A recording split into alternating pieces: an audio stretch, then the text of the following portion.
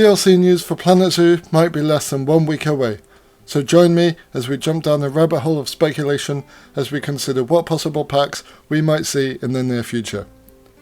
Hi everyone, Beaver here with Beaver-Games. Welcome to the Dam. Thank you so much already for the likes and comments on my previous video.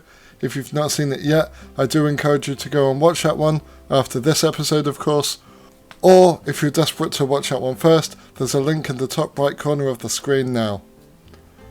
Just as a reminder for the parameters I've set myself when making these videos, here they are.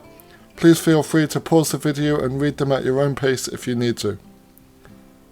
Another thing I do want to mention here is that when I created these speculation rosters, I'm creating them in isolation with the thought that this next pack might be the final pack, and so I include animals which I think would best suit that pack theme. So with that in mind, you will see some returning animals from the last episode. However, no animals repeat within each episode, so you won't find yourself inundated with the same animal throughout the episode. I hope that makes sense. Once again, this series will be 3 episodes long.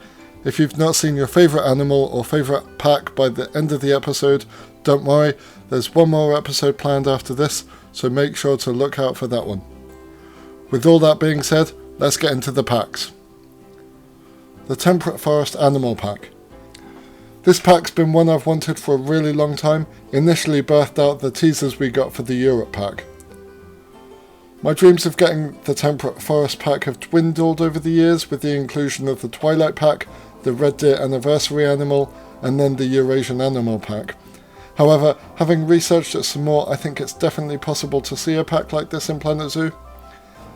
I've given it a 3 for the likelihood we see this pack, but a 4.5 for my personal ranking. Our headliner is the Red Squirrel. We then have the Cottontail Rabbit, the Pine Marten, the Elk. Now we have a returning pair in the Tanuki and the North American Black Bear. And finally, the Chinese Goral. For the scenery pieces, I'd like some forest lookout towers. These could work like the viewing domes we already have in game, but with much smaller entrances. These would give guests an opportunity to see the animals much closer than they would if they were outside of the habitat looking in. Bird boxes, I imagine these to work very like the VFX ambient effects we have in game. I imagine the birds would be able to fly around the boxes and then in and out of the boxes occasionally. Next we have campfires with usable benches. These would work in 2 ways. The benches would give guests opportunity to sit down and rest, whilst the campfires would be a heat source to warm the guests up in your colder zoos. Next we have more tents and hammocks. We do already have the base game African themed tents in game, but these aren't flexicolour and it limits their versatility in the game currently. I feel like the addition of new tents and hammocks would be suitable prop pieces in a pack like this. Finally, some log piles. I tend to create my own in game, but it would be great to have an official decoration so you can decorate outside campfires and indoor fireplaces inside restaurants, etc. For the free update, I'd like to see some outhouses or smaller toilet options that we can dress up to look like outhouses. So when the Barnyard pack was released, in the trailer there was a building I was convinced was an outhouse. Ever since then I thought they'd be great to see in the game.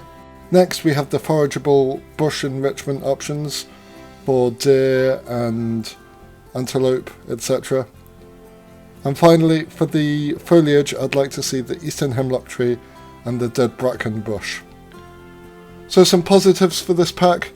The forest lookout boxes as a new guest interaction would be really cool.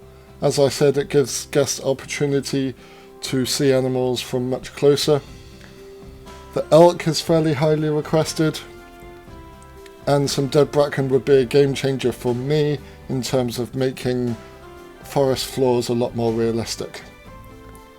The only real negative I can see for this pack, it might be seen as another Eurasia Twilight pack, and for that reason might not be so popular.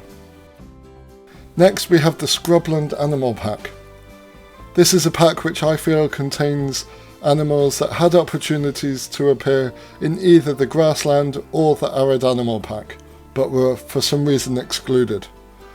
This pack does contain the largest amount of returning animals from last episode, but as I said at the beginning, if this pack were the final pack, I feel the animals I've chosen would be the best animals to represent this pack. I did try swapping them out, but I felt that would have weakened this pack overall. I've given this pack a 3 for likelihood and a 4 for my personal grade. We start off with the secretary bird, the honey badger, the short-beaked echidna, the serval, the grey-crowned crane, the black-backed jackal, and the blackbuck. In the free update, I'd like to see more plants, both grasses and thorny brambles.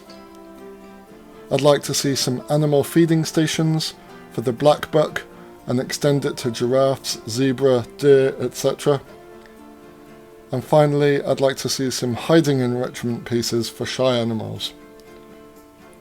Some of the positives: a lot of these animals are highly requested, and the hiding enrichment would help stress levels for the animals, especially in franchise mode.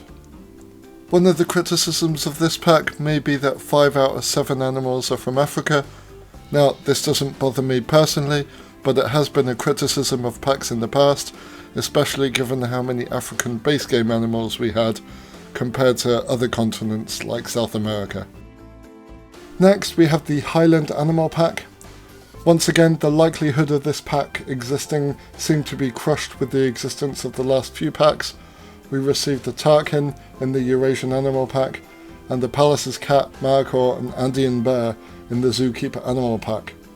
But looking into this pack, there are still so many Highland animals that I would love to see in the game. I've given this pack a 3 for likelihood and a 4 for how much I want this pack personally. Our headliner is the muskox. We also have the Patagonian Mara, the Himalayan Tahr, the mountain hare, the Lacoste monkey, the mountain goat, and the bobcat. There are so many animals that live in mountainous regions. I have some alternative animal ideas for this pack, so many in fact I think I could almost make another roster with them.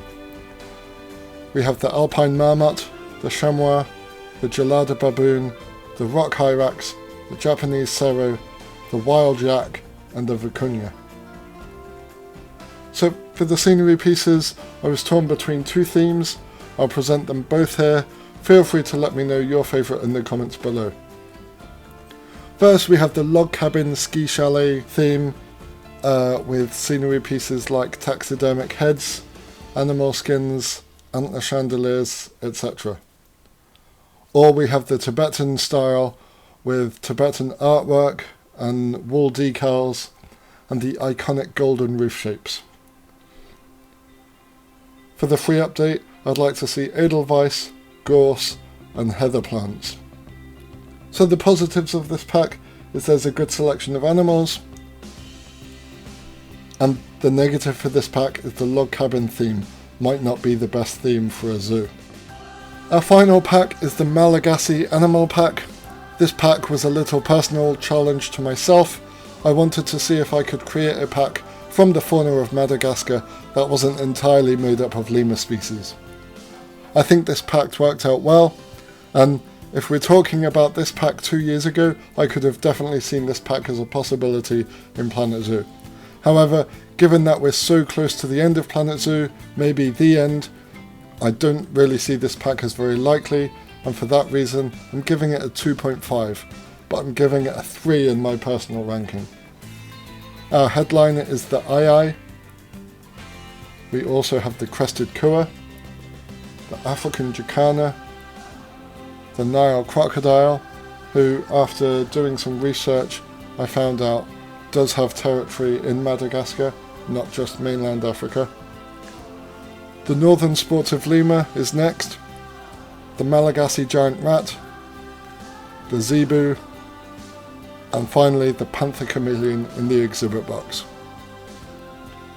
In the free update, I'd like to see the vanilla plant, the Traveller's Palm, more consistent signage backdated to include older signs, and an update to the Safaka animation to allow it to jump from tree to tree as they do in real life. Some of the positives for this pack: there's a good selection of animals from a region we don't have a lot of representation for. The Panther Chameleon is highly requested and would be a cool addition to the exhibit box. The Nile Crocodile is highly requested as well, and given how well Frontier have been doing their reptiles recently, I think would be a fantastic model for the game. And finally, there are 2 birds in this pack. The main negative for this pack is that not much of this pack is highly requested at all, so I don't know how popular this pack would be. So that's the end of the pack ideas. Thank you so much if you've made it this far. This video's taken a lot of work to compilate, record, edit, etc. So if you do like it, please leave a like below, comment to let me know you've had a good time, and subscribe so you don't miss out on future content. As I said at the beginning, there's one more speculation video planned before the next Frontier Unlocked stream comes out at the end of this month, so please keep an eye out for that. For now though, take care, stay safe, and I'll see you next time.